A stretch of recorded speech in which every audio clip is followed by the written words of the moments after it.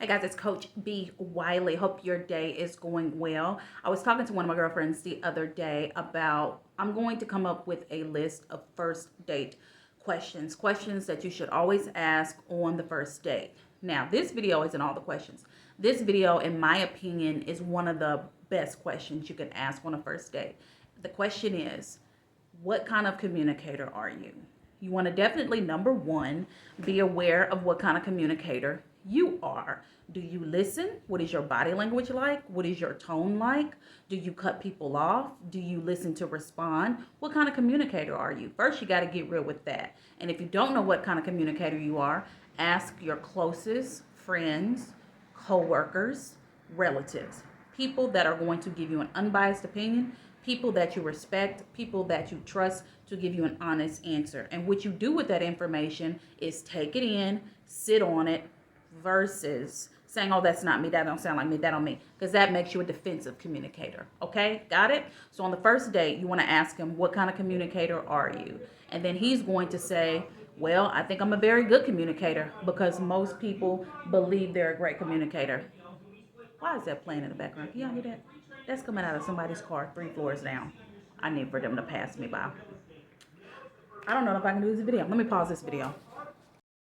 Okay, I'm back. They stopped whatever that was. So now it's back to the communication.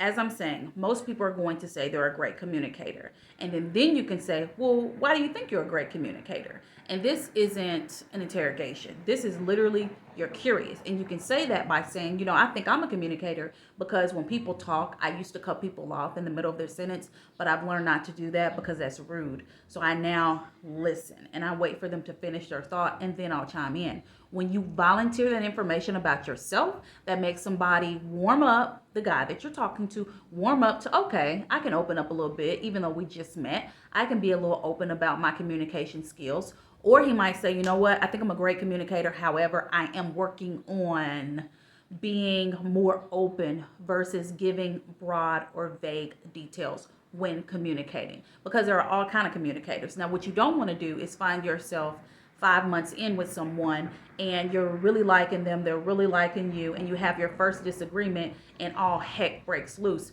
because they're yelling, acting a fool, and then you're not a yeller, but you do cut people off. Now you don't want to cut them off because you're working on yourself, but now you got to cut them off because they won't stop yelling. And it's just like, here we go. Y'all button heads, and now it's an extreme blow up, and all we're talking about is why the dishes were left in the dishwasher after they were done. It makes no sense. So on that first date, do yourself a favor.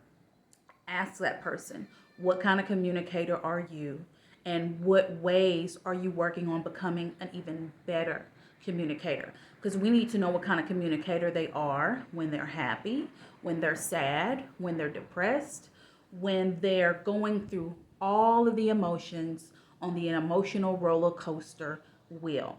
And then you need to get real with yourself on what kind of communicator you are.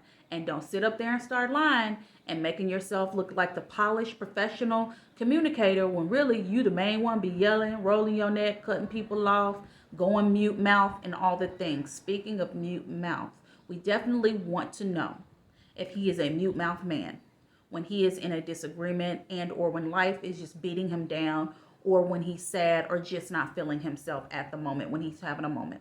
We definitely have to find out immediately if he's a mute mouth man, because we all know mute mouth men are running amok, and you need to make sure you don't hook you one, because they are, in my opinion, the worst types of communicators. So what kind of communicator are you?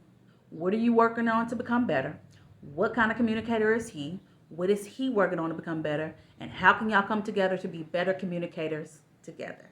Let me know in the comments what you're doing. Let me know if you like this video. Give it a thumbs up if you do. Feel free to share. If you want to catch me, the best places to catch me here, of course, TikTok and Facebook are your friends. Coach B. Wiley. Talk to you later.